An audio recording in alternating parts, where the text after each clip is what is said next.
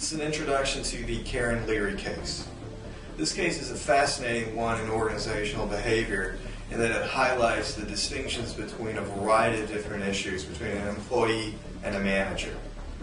Karen Leary is a manager at Merrill Lynch who was responding to a request from Ted Chung about his need for an office. What's interesting about this case is that it hits on a variety of issues that are seen in the workplace. In jumping ahead, we'll see that the breakdown in the relationship occurs primarily for three reasons. First, their communication concerns. Second, motivational issues. And third, differences in leadership style. What we see is Karen's need to develop a high-achieving office is in conflict with what one of her employees is looking for. And what we find through the course of the following scenarios is the right way in which we believe Karen should respond to Ted's request for an office, and then, quote, the wrong way in which Karen should deal with his request for an office. And finally, we'll have a conclusion where we discuss kind of the learning opportunities for both Karen and Ted as they try to resolve this conflict. What follows now is an incorrect scenario or approach that Karen takes with Ted.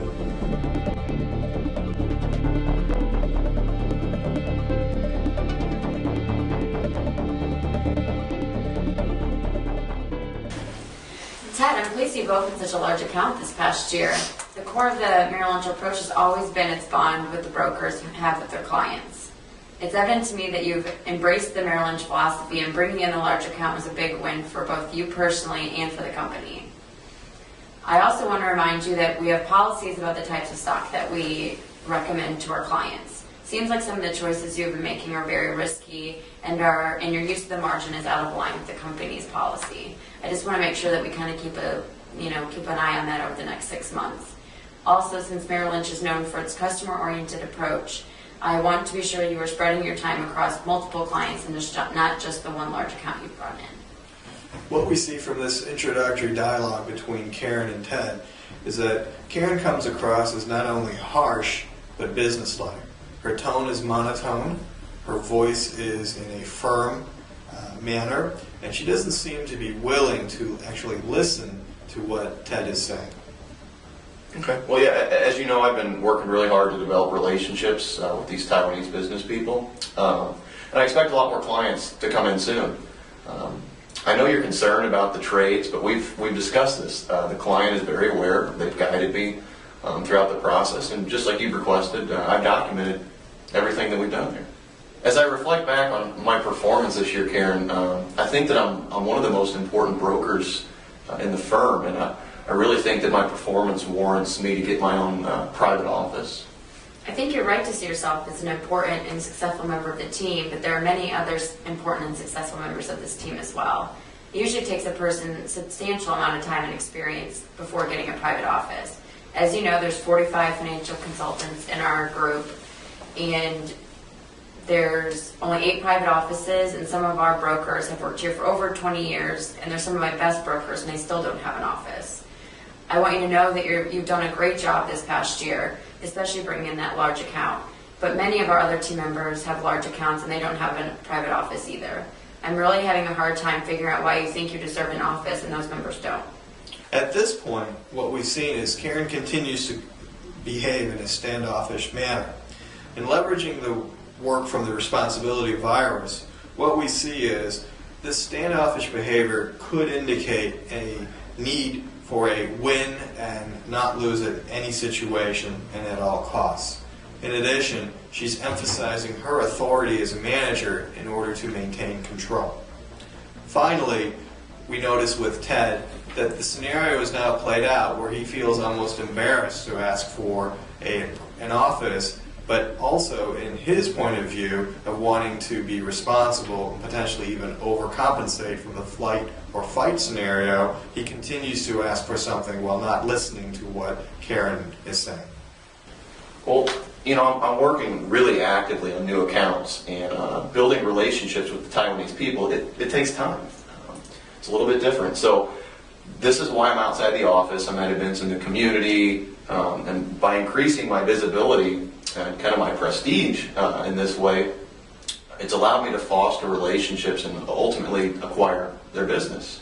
Absolutely. I totally understand your approach, and this makes sense. You've made great progress making inroads over the last year, but if you spent so much time outside of the business, why exactly do you need a private office?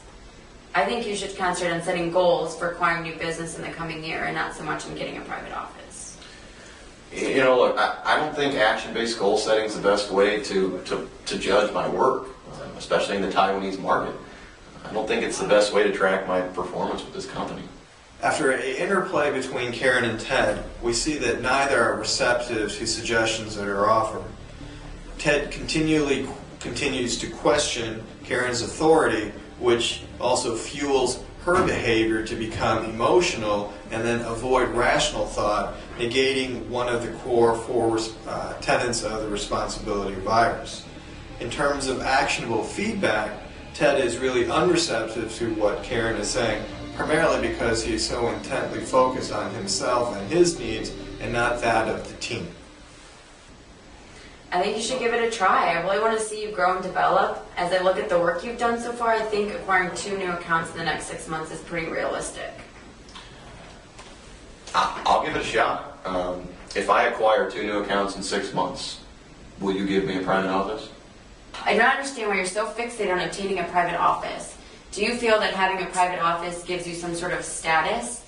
You shouldn't maybe be focused so much on status within the company and maybe concentrate more on being successful at account acquisition and management, as well as your interaction and contribution to the rest of the team.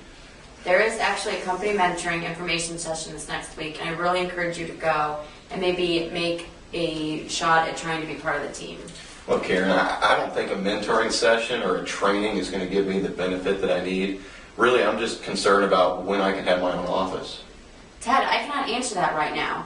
There are so many other team members excelling as you are, and none of them have made this kind of request to me. I feel like your motivation is not set on the team or the company as a whole, but it appears it is only set on increasing your own self-worth. Private offices need to be earned over time and through commitment to the firm. I'm sorry if this conversation did not go the way you had hoped, but I hope you see where I'm coming from as a manager, and hope you will continue to work at increasing your clients and really becoming more a part of this team. In conclusion, we see that Karen has built a very strong practice at Merrill Lynch, but it's her need for achievement which is clouding her judgment at times. The relationship triangle shows that as a manager, Karen is doing her best to manage the team and Ted. However, Ted is not focused so much on the team as he is on himself. The root of the issues lie with what was said earlier, that there was a lack of communication and the wrong levels of motivation from both Ted and Karen. We even see that with Ted's head down in terms of, I've almost given up with what's going on here. What follows now is what we believe to be the right approach that Karen should take with Ted.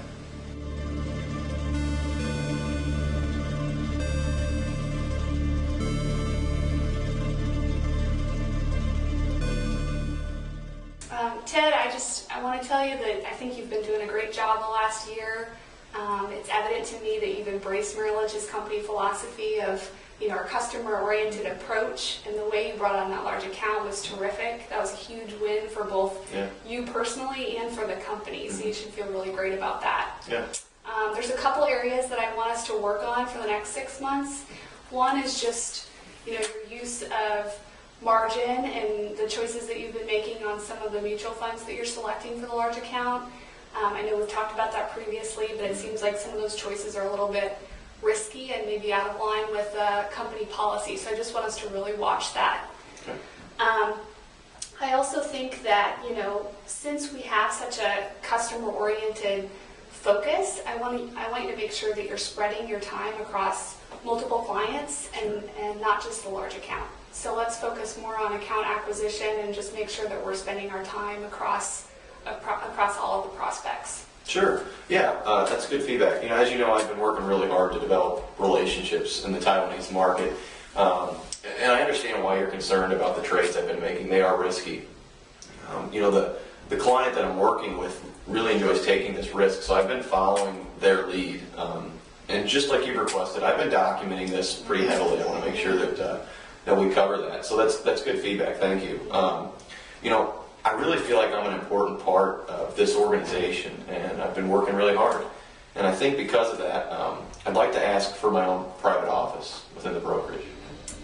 What we see now is positive feedback and reinforcement from Karen as she's communicating with Ted what her needs and understanding is for the department. She's being very specific with the examples that she's using, and is also providing fair but firm critiques of how Ted could change his behavior in light of his needs with that relative to the team. Even though Ted disagrees with what Karen's saying, ultimately the thinking is setting in that she's providing valid, constructive feedback as opposed to exercising and maintaining her discipline or control. This is a very neutral, rational way, tying to the responsibility virus, of communicating between the two. Okay. Okay, well, Ted, I think that you are an important member of our team and you've been really successful this last year, but I think asking for your own private office is a pretty bold request right now in your career, so let's talk about that a little bit more. I want to be sure that I clearly communicated with you, from my perspective, what it takes for someone to earn a private office. Okay. As you know, we have about 45 financial consultants in our firm, and only 8 of those people have private offices. And some of my best and brightest brokers have worked here for over 20 years, and they still don't have a private office. So that's kind of the time frame and the longevity with the company that it might take for someone to earn a privilege like that. Sure. Another important aspect of earning a private office is, successful client acquisition and management. So like I said, you did a great job by acquiring a large account, but we want to make sure that you're acquiring other accounts as well, and we'd like to see you develop further in account acquisition. So what do you think about that? Yeah, I think that's accurate. I've been working really hard to acquire new accounts. And building relationships with Taiwanese people, it's a different process. It takes a lot more time. And, this is why I'm outside the office so much, doing community events. I really want to increase my visibility and increase my prestige in the community. So I feel like I've really been working hard at this. And, because of this, I really feel like these other accounts are coming in. And so I really think it would be beneficial to me if I had my own office within the organization. Okay. Well, I definitely understand your approach. I think that makes sense given the Taiwanese market. You've made great progress over the last year. You've made a lot of inroads, and I can see that. But I think what I'd like to do in this coming year, and just in the next 6 months specifically, is set some action-based goals. Okay. So let's say that in the next 6 months, we'll be able to open up 2 new accounts in your territory. I'd like for you to put together a roadmap of how you're going to accomplish that. 2 new accounts in 6 months, and we can review your action plan in a few weeks from now. How does that sound? Yeah, I'll give that a shot. I think acquiring 2 new accounts in 6 months is definitely an achievable target. Let's say I do that. Let's say I earn the 2 accounts in the next 6 months that you're requesting. Would that prove that I deserve my own office? Well, Ted, I think that you have huge potential here at Merrill Lynch. And I can see that you're working hard to earn this symbol of status in your private office. So that's great. But let's keep in mind the longevity that I talked about, and the time frame that, we should be considering for someone who earns that privilege. Another important aspect that I want to make sure that we're developing in you is just your work with the team. Okay. I'd like to see you get more involved with the team here in our office. You've done a great job of reaching out to the New York folks and developing relationships there. But it seems to me that you could do even more to be intentional about forming relationships with the people here in our office and being more of a team player here. I think that the team really respects you and they admire you. But since you are out of the office so much, I think that there's a little bit of a disconnect, and I'd like to see you be more intentional about building relationships with our team and working more together with the people here. Karen, in her approach as a manager, is trying to leverage that of her job relative to Ted, relative to the team, or the personal triangle. What she's trying to do is embrace the individual differences between Ted, herself, and other teammates, but then also leverage the strengths of the collective team as a whole. What we see is she's trying to foster support and communication between all members of the team equally and in a transparent manner. Her mode of discussion and discourse is not to take anything for granted, any hidden assumptions or agendas, but is trying to communicate openly with Ted, probing and asking intelligent and meaningful questions. Sure. Yeah, I think that's a great idea. Like you and I have talked, Fred and John could probably both use my support in the office, and I think I could be a good help there. So I think you're right. I think I should probably focus on acquiring some accounts, doing some mentoring within the organization, and spending time kind of building myself within the organization. So I'll certainly take that feedback over the next year and really drive towards that. And then maybe next year we can talk about the office again, but I feel like that's probably the right direction for me right now. So thank you. Yep. Thank you. I mean, thank you for understanding. I think that, one of the most important things that matters to me as a manager is that the team members feel like, they understand the environment and that, they feel like it's a family here, so things should be relatively fair. And I want everyone to understand what it takes to be successful and know that people who do have private offices have earned them in a predictable and appropriate way. And I think that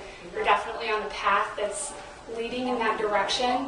I can't promise you a time frame. I can't promise you that it's going to happen next year or any specific time frame. But I will tell you that you're an important part of the team, and we really appreciate what you're doing. I think the Taiwanese market has huge potential, and if you can make some more traction in acquiring new accounts and really work to be a team player here in the office, I think that you'll be developing in all the right areas and you'll be going in the right direction. Sure. So let's focus on those things.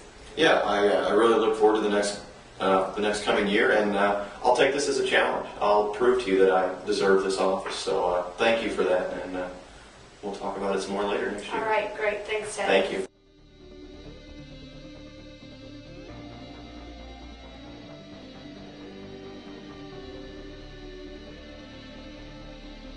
In conclusion, we see Karen took an initial approach of trying to build the company from within by increasing shareholder value, but also recognized the importance of developing her people and their performance.